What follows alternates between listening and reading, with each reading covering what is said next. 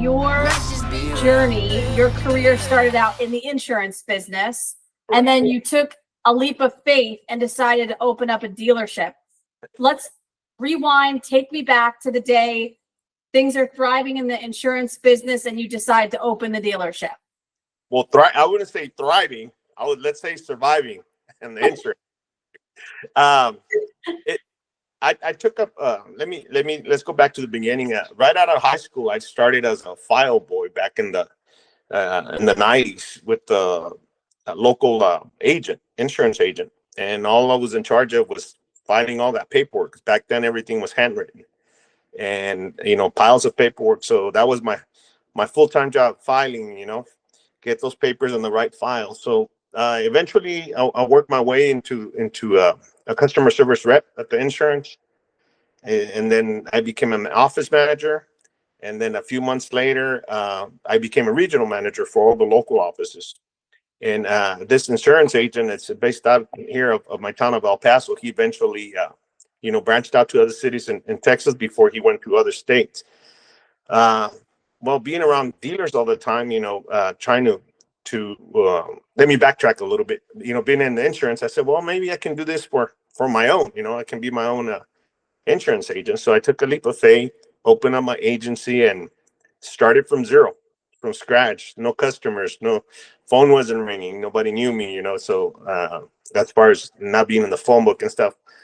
So I used to camp out at car dealerships. They used to do car deals, and I used to do the insurance for them. So I started building my book of insurance like that. My Saturdays at the dealership, I used to, maybe get 10, 12 deals, and that's how I eventually started building my insurance. Well, fast forward about 3 years in the insurance agency, I said, well, I'm around dealers all the time. What if I buy a car and, try to flip it? And well, guess what? I flipped it, and I took that money that I got and I reinvested it and got something a little better, and kept investing because I was, my pay was coming out of the insurance agency. So everything that I was doing with that one car, I started, investing in, and next thing I know, I'm a car dealer. Got my license. I'm selling cars, and here we are 25 years later. So in July, you celebrated 25 years at S&S Motors. Let's talk about that longevity, because that's major. It's not an achievement many dealers get to get that far in the game and be able to say. How do you feel, like top 3 quick reasons that you've made it this far in such a tough industry? 25 years have gone by very fast, in the blink of an eye, but it hasn't been easy. It's been a roller coaster ride, ups and downs, and anything in between. I still have my insurance agency, so that has kind of helped me as far as making my living expenses and stuff. So everything that I was building initially at the beginning on the car dealership, I just kept investing in. And I have done anything from partnering up with companies for payment streams. Initially, I started as a retail, and then Lord and behold, I became a buy here, pay here, because I started financing vehicles. So I didn't know what I was getting myself into. But because there's no GPSs back then when I started, it was one of those little devices that you punch in your code and it'll let you drive for another 30 days, and the old school ones, So now people ask me if I would start it and do it like I did it all over again. I said nope, not without GPSs. I wouldn't. I wouldn't take that risk anymore. But it hasn't been easy. I've been like I was telling you, I partnered up with a company doing payment streams, trying to get that cash flow in, and then eventually got my line of credit, where I was able to hang on to my notes, and I've been building that. I think it's for the past 5 years I've been doing that. I haven't been selling any more notes because everybody tells you don't sell your notes, don't sell your notes. Being self-funded, and with not a lot of cash, I had to let go of some notes, and they always pick cherry pick your notes. They take the best, and I did that for a couple of times, but it's been about 5 years that I've been growing the portfolio, and It's been about 5 years that I joined the 20 groups, and it has helped me, meet great leaders around the country and learn from them. I see them. Let me ask you a little bit about this insurance business. So most dealerships, most dealer operator owners, principals, they go out and they decide, okay, we're going to do a repair shop. And that's going to be like sort of our second flow to keep things turning. But you have the insurance business. So I would presume that every single car deal goes right through that insurance company, correct? Yes and no. Of course, we get first shot at it. Being independent, we represent different companies, so we're able to give them a quote. But a few years back, I started my own reinsurance company. Mm-hmm. I started doing my own CPI, and I think we last report we ran last month, I have a 69% penetration on my CPI with my customers. But then on the insurance side, we offer them the liability, so we get a 2-for-1 deal on that particular customer. I get the CPI business, and then we sell them the liability on the insurance side, on the agency side. Excellent. Okay. So has there ever been a decision that you look back that you've made in the last 25 years and say, that's one of the things I wish I would have maybe not done or done entirely differently? Yes, definitely. I should have What's started. the first thing that comes to mind? I should have started my reinsurance company a long time ago. We all have said that. Yeah. Yeah. That was a game changer for us too. But okay. So what's the one luxury item, trip, splurge that you have let yourself enjoy now that you have become successful with these businesses that maybe you couldn't afford back 20, 25 years ago? I'm able to get up and go travel. I have a strong team both on the insurance side, and because my sister runs that agency for me, so she's like my right hand. And then I have a strong team at the dealership. I'm able to get up with the wife or the family and just say, hey, let's go for a weekend here and there. I call that a blessing, not so much a luxury. I've been blessed to be able to do that now. Where before, I was tied to that office, 10, 12 hours a day, 6 days a week.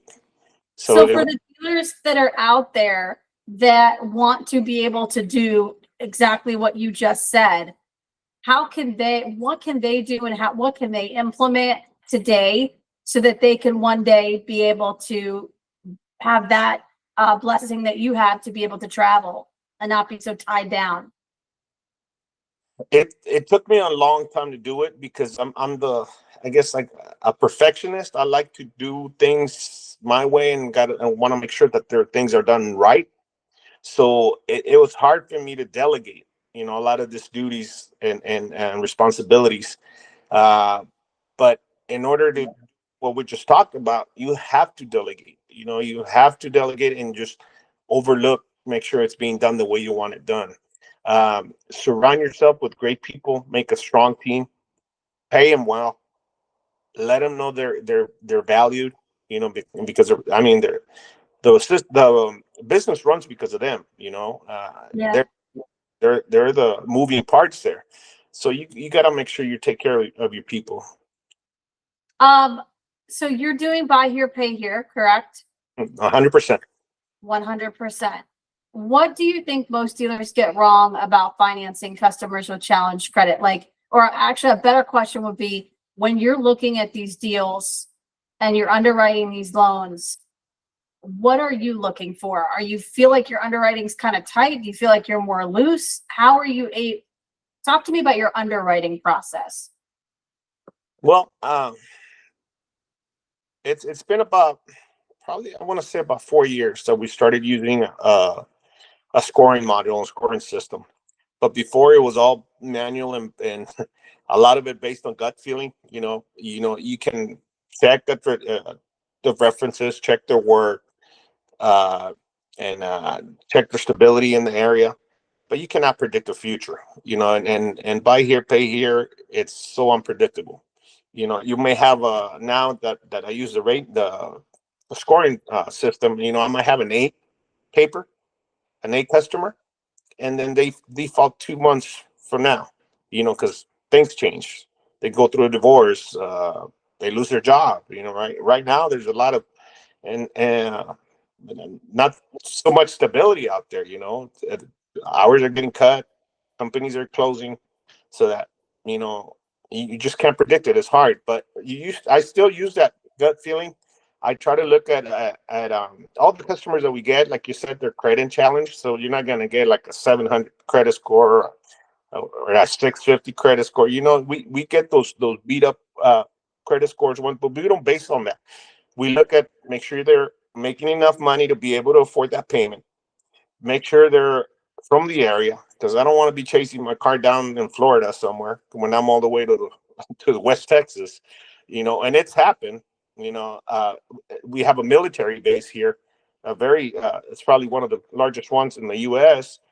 where you know we have done some financing for military people, and you know they quit or they go back home. So true. Isn't that weird? We have a military base here too.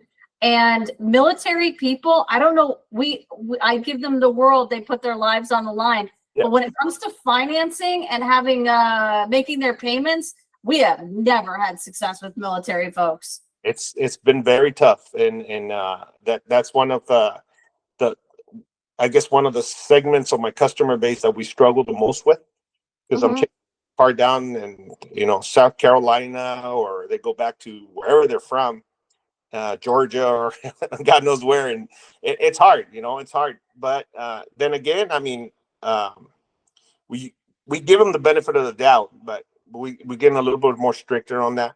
That we had an instant, you know, a customer, everything was fine as far as income, time on the job, and everything. The only thing, and this is when we go back to the gut feeling, her ID was from Nevada, and I was all like, okay, but she's been here, you know, maybe she just hasn't, you know, gotten time to go change it to Texas or whatnot. Sure enough, sell her the vehicle. A month later, she's back in Vegas, you know, and she's been paying fine, but those are the ones that I keep a close eye on, you know, and Yeah. and thankfully, Anamaria, with all this association, NIADA and TIADA and the 20 groups, I have met people all over the nation, and that tight knit has helped, you know, recover some vehicles that are out of my reach, you know, and Oh, I'm sure. Yeah. I done the same for other guys, other dealers when the vehicle comes down here. So a couple things on that before we move to the next topic. So do you have a specific, I want to see roughly, you know, a year at the job, 6 months at the job, or this requirement when it comes to underwriting? We usually want to see at least 6 months at the current job, or if not at the same kind of work. It might be a different company, but I mean, an electrician has been an electrician for 20 years. Maybe he just switched, you know, a month ago to a different company for a better pay, but they're in the same kind of line of work. That I can overlook the 6 months with the current employer. But yeah, we like to look at stability more than anything else. Okay. And then what's your average down payment these days? 1,700. Okay. How do you keep these cars from not crossing the border and then you got to go hunt them? You can't keep them. We're a block away. My dealership's a block away from the borderline. Uh, Yeah. Tell me about that. we have customers that commute on a daily basis. You know, they work here but live across because it's cheaper to live in Mexico. The you know cost of living is a lot cheaper over there, so they don't mind making the 2-3 hour line coming across every day and then going back at night because they're Wow. go a lot further. And we have some customers like that, you know, and which their history is great, but then we have I think right now we have a handful of cars that are in Mexico. They don't have them across, but I got geofences on the GPS. Make sure when they forget that they think they're home free and the GPS pins at the mall or at the Walmart, we're watching, you know, when the vehicle comes across, because that right now in Mexico, I can't get anybody to want to pick them up. Interesting. Wow. Okay, so you wear so many hats. You're CEO, Vice President, TIADA, EPIADA President, family man, husband, business owner, entrepreneur. How are you balancing all these businesses and projects and continuing to be such a great dad, husband, and leader in your community? Oh, How do you do it all?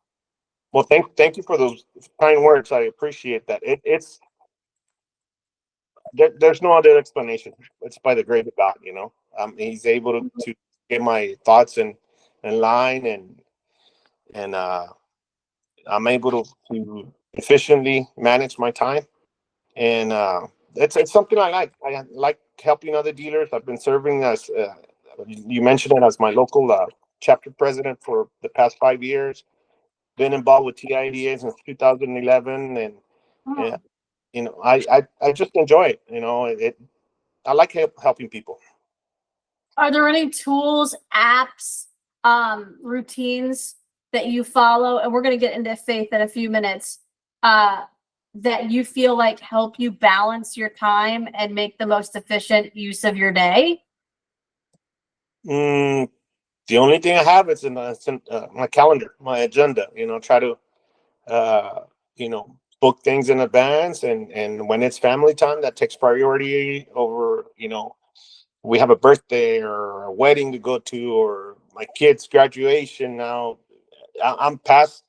I have done the baseball and the football games. All that is behind me already, because now they're all in college, and one has graduated. So I enjoy that stage of my life, you know, where I was running out of the office as soon as closing time, going to baseball practice, football practice, because I was coaching my sons. I coached them their youth years, and I enjoyed that.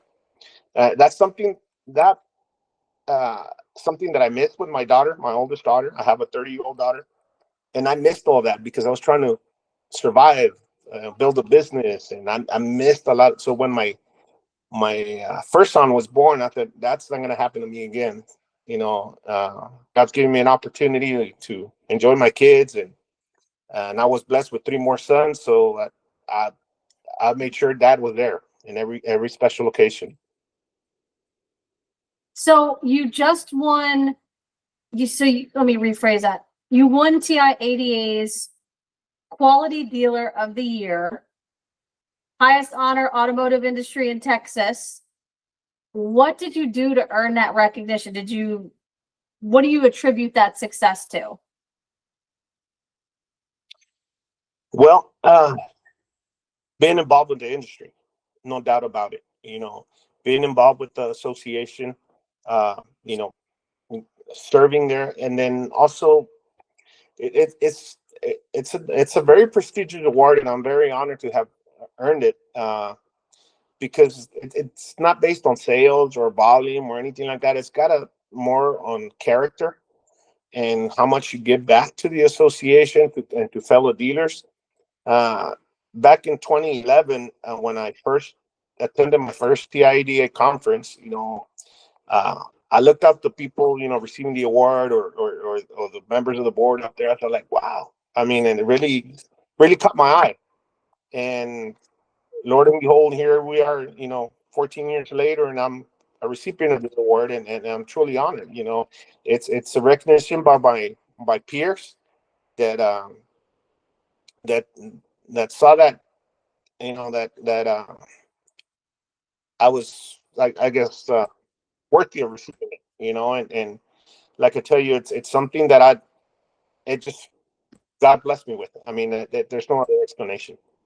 So you've been quoted in the automotive industry saying that the industry is a noble line of work. A lot of the general public probably would not see the automotive industry as a noble line of work. What made you say that? Why do you believe that the automotive industry is a noble line of work? Because, like I mentioned before, we provide transportation to, as far as myself, provide transportation to the less fortunate or the credit challenged people, and transportation is a key, to earn a living, to be able to meet the needs of every day. Your rent, your food, you're going to school, you're taking your kids to baseball practice, whatever. We're providing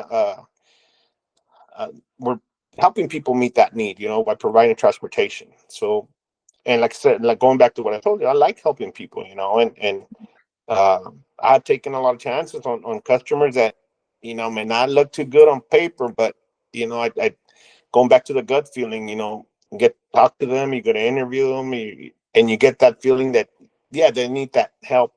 And I have taken a leap of faith on those, and it's turned out well. Yeah, it's, you don't know how in a used vehicle what's going to happen. You can't, forecast the future, and you certainly can't on the people that you finance either. So it's like two major shots in the dark, isn't it? Correct. Yeah. Fun stuff. Fun stuff. Okay, so you recently attended IADA and the El Paso meeting as well. What were the top 2 or 3 takeaways in 30 seconds or less? From TIADA and my local chapter, is that what? Yeah. Man, Texas is going through challenging times right now. We did away with the paper tags, and we went to metal tags. So now every dealer, when they complete a sale, is issuing metal plates. The system has been something else. It's been challenging. My phone has been ringing off the hook with questions from other dealers. The system has glitches in it. Customers are upset. My local counties, it's about 14, 15 days behind processing registrations. Wow. Which dealers that are retail are really hurting, because it can't wait that long to get a white slip to be able to collect a check from a bank. So those are the challenges that we've been meeting lately.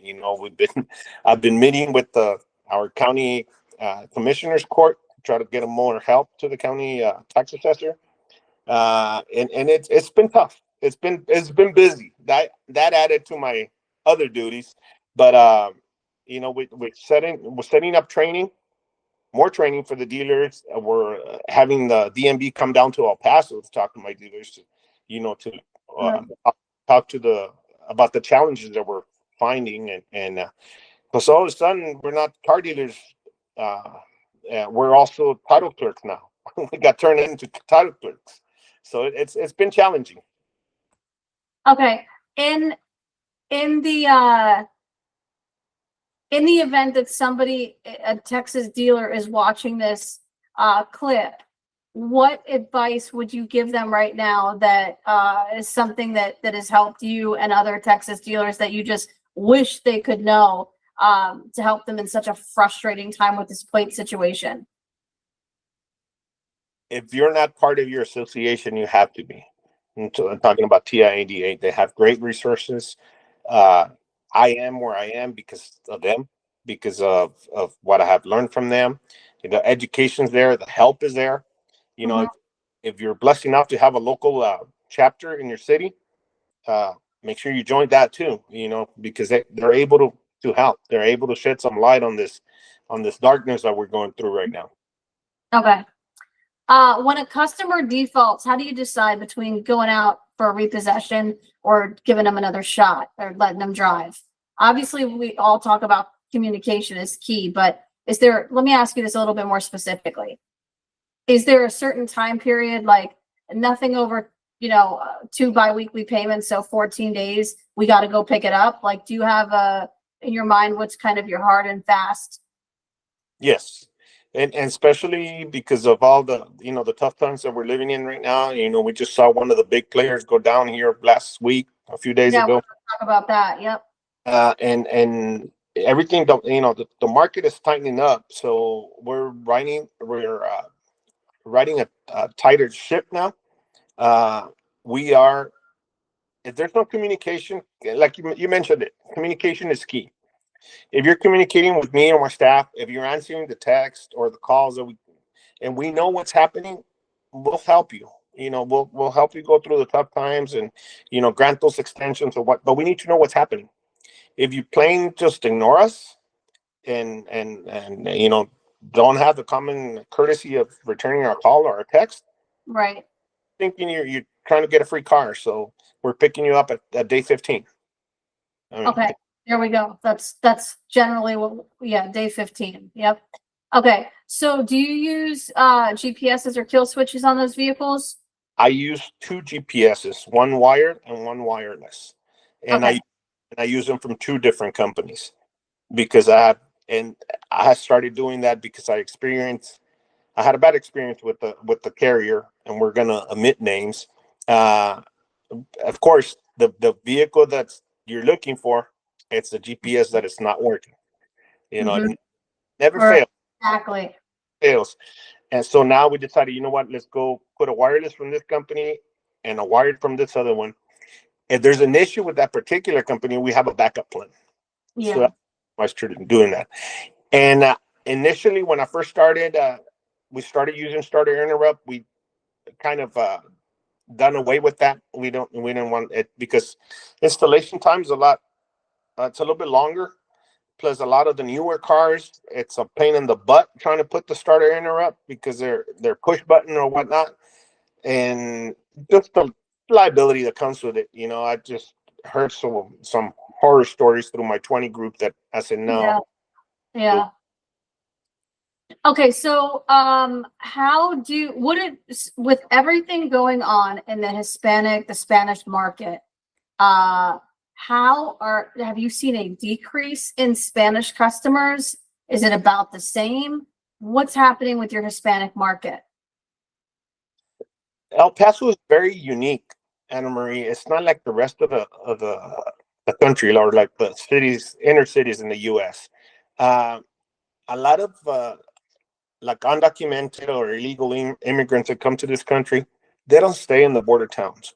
They're looking to go deep into Dallas, Houston, New York, the big cities, but further inside the U.S.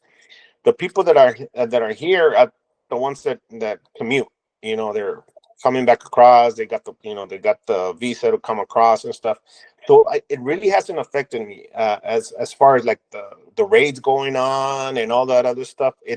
My customer base was not didn't include a lot of those customers, or didn't include any of those customers. Like I tell you, because we're just like a pass through. They do come through here, but they don't stay here. Well, maybe this is completely off, but so say an illegal immigrant or whatever they're calling them these days, they cross the border. Wouldn't a dealership be one of the first places they stop so they can get transportation to keep going to wherever they're headed? Yeah, but then you got to look at it. There's no proof of income. There's no proof of residence. That's where your underwriting comes in. And we had some. I guess before all this started, about maybe I want to say about a year ago, last year, we had some guys that were working here, had an address here, Mhm. provided financing for them. Next thing I know, they're down in Orlando or Miami. Because that's where their families. Yeah. So we had probably about 5 of those, but and then eventually they'll default. Mhm. So we a good buddy of mine down there, and one of your also customers, he was able to pick up a couple of those cars from me out there in Oh, Florida. that's great. Yeah. Awesome. So how do you stop yourself when you were, or well, let me ask you this, let me back up. Who's doing all the buying? Is it still you? Who's doing what? I'm sorry. All the buying. It's me. Okay. So how many vehicles would you say you're purchasing per month, per week to keep your lot full? And what does full look like to you? Well, full. I carry about an average about 65 units on the lot. Doesn't mean they're all frontline ready, because we got a bunch in the back that are having to go through recon, and recon times have escalated a little bit, but we try to keep an average about 60 units. Right now I haven't really been out there buying a lot. You know, I may be buying about 3-4 a week, maybe, to try to restock. But there's a lot of repos are up, so I recycle a lot of my repo inventory that can be recycled. You know, we put it back through the recon process, so that's that's kind of feeding the inventory need also. Mhm. What do you think your repo rate is? Do you know, like percentage wise? I do. Let me think. Not up the top of my head. I don't know my exact repo rate, but it's not.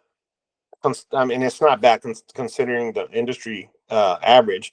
I'll give you an example. I have months that I have 5 repos, and I have my portfolio is a little bit over 400 accounts. I had 5, not September, but August, but then last month it kicked up. I had 14. So it really varies a lot, So we do try to keep people in their cars. The only ones that we're not, it's the ones we don't hear from. If Yeah. and like my good buddy Mike Clark out of Florida said, "Hey, you Mhm. ain't free." That's right. That's right. So if there was one regulation that you could change in the automotive space right now that was going to make life so much easier for dealers across the country, what would that be? Across the country. That's a Mhm. good question, because I can tell you, like in Texas, what I would do away with right away, and Yeah, those plates. not not necessarily the plates, but being able to walk in, our deals, the way we used to before, to the tax office, get it processed right away, and get a registration there instead of having to wait 14 Mhm. days. We had some dealers, hurting, going out of business just because of that. I mean, they don't have the money to float, 14, 15 days of outstanding, checks out there. So it's been tough. But as far as nationwide regulation, man, none come to mind. Like, Okay, that's fine. I think So, we talked, heavily about the cars rule, but that kind of has, you know, faded away a little bit. So I don't have. so We haven't been. that's fine. If nothing comes to mind, that's fine. How do you know when it's you've grown the first location, you've got the insurance business and all of that. Do you want to go to a second or third location? Talk to me about that. I've done second locations. I've done it twice in the past. Oh, tell me what happened. I initially I did it. Had a family member run that other location for me. It was when I was uh, barely beginning to do buy here, pay here. It was more retail. It it really wasn't doing what it wanted to do, so I decided to just shut it down and regroup. Then in 2012, there was an opportunity open one by the interstate. So I took a leap of faith, and opened it up. It was doing okay, but it like I tell you, you got to surround by yourself with good people. It was either I was attending a new store or I Mhm. was my old store. I couldn't be at both places at the same time. So it was real weird, because if I was pumping 30 units on the original lot and then I opened the second location, and then I was selling 15 and 15 with double the rent, double the wages, and I was like, well, it didn't really make sense. So I did that. It went on for a couple of years, and I said, no, you know what, this is not working. So I decided to just regroup again, do my original location, bring the people back in here, make a stronger team, and whatever I was, expending, like on the other rent, I decided to put that into advertising and just pump everything through the main lot. Awesome. What is your biggest lead source right now? Facebook. Yeah, hands down, I would agree with that. But I gotta say, disclaimer, a little bit biased. A little bit by.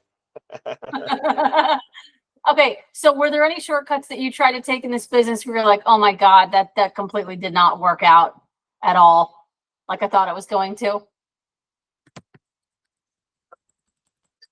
The second location. It's got to be the second location. I thought, I'm selling 30 here. I'm going to open another one, sell another 30. It doesn't work that way. So just maybe 5 or 6 more questions, and if you got to hop off, that's completely fine. No problem. But in an industry that is very, how do I put this like nicely? In an industry that sometimes can be dirty, and then you're dealing with people that aren't in their shiniest of moments in their life. The customers are, experiencing hard times. That's why they're coming to you for this financing. What role does faith play in your dealership specifically? It's a priority. It's the main thing, that I'm a man of faith, and first thing I do when I open my eyes, I put myself in my day and in the Lord's hands, and have him, give me guidance to make the right decisions, because every day is going to be based on decisions, and the decisions you make are going to determine what outcome you're going to have. So I love what you just said there. And to be completely realistic, having faith I think is one of the greatest gifts that we can have in this life. How do you keep that faith when we are in an industry that we get burned? Customers fall on really hard times. That's why they come to us, come to you. And then things don't work out the way you thought they would, or the way that they thought they would, and they've crashed the car. They've crossed the border. Things really went south. How do you keep the faith in those moments? And I've definitely gone through those moments. Whatever buy here, pay here dealer tells you that everything's nice and dandy, it's totally lying to you, because we've gone through those. And Anamaria, I take it a day at a time, and like I tell you, it's when I have one of those days that nothing seems to be going the way we wanted it to. I take my time and pray and ask for guidance. That's all I can do. I mean, and look back at see what, if there's something that I did wrong on the decision making, and try to fix it to not fall into the same error again. It's just a lot of meditating on what got us there. I mean, because you're gonna have those customers that are gonna crash your car. I'm gonna have that, those vehicles are going across that I'm not gonna be able to recuperate. It's tough, taking the first blows. It's like, oh my God, when you're losing a $25,000 truck across the border, and you see it there, and it's moving around, but you just can't go grab it, and because you value your life too much. And it's frustrating, but I ask God just for patience and wisdom more than anything. Okay. All right. So these last few are going to be rapid fire style questions. Okay. Do you work 24/7? Sure, appears that way to all of us. Or do you set boundaries, or are you just a serial entrepreneur, or are you like, nope, after 5 o'clock, I am going to shut this off and it'll all be there tomorrow? Or are you buying cars at 2 a.m.? Not so much that, but I'm definitely not a 9 to 5 guy. There's, I'm always working in my head. My brain's always going. Might be having dinner with the wife, and I'm gonna be quiet. She goes, what are you thinking? What's going on? She can read me. And I mean, it's not a switch that you just turn off, and I disconnect myself from that, because I'm not an hourly employee. The things Right. depends on me to run. And I got employees that depend on me. Because they're the first one to get paid. I'm the last one. So those are my priorities. So, but I'm not that extreme that I'm buying cars at 2 a.m. on my phone. And no. I kind of family time is family time. Weekends, I try to, we are open on Saturdays. I go to the offices sometimes. Sometimes if we have something going on, I'm on the phone if they need me. But I've been able to kind of step away a little bit on that. So the weekends are for my fam. So Okay. So let's talk about your spouse for a moment. Side note, what's your wife's name? Adriana. Adriana. Okay. So, because I'd like to state her name.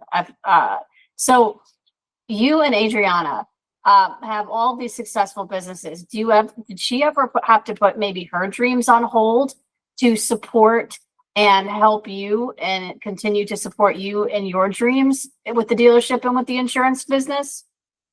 Or she play a big part in those? No, definitely. She's been there's a saying in Spanish. I don't know if it's the same for English, but they say that behind every successful man, there's uh, a strong woman, and that's her. I mean, I wouldn't be here without her, because she sees me through my lowest times when not everything's going so well, and she always has the right advice or the right words to say. So she's been a housewife, great mother, and her main responsibility or her main duty was to raise my kids, and they couldn't have been risen, in a better way than they are. I'm very proud of them, and I like people to know how proud I am on my kids, and she's done a tremendous job, and she's been my backbone. I wouldn't be here without her.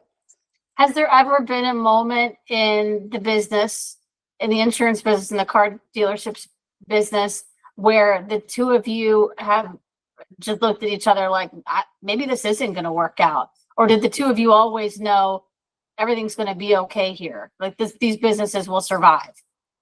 I would be lying to you if I said, we were always optimistic, and knowing that, yeah, this is going to work. No, we've gone through the low times, where there was no money to take a vacay, or we were scraping, but living paycheck to paycheck. Yeah, it's been. I mean, we had those times, but she's really strong in her faith also, and she's always a reassuring person to me, and even when we were doing our line of credit, recently, we're signing a loan for millions of dollars and stuff, and she's goes, "Are you sure you want to do this? Want to put our name on the dotted line?" I said, "Well, I've done my homework. I think this is what we need to do to go to the next step." I mean, and she usually, I mean, she goes to with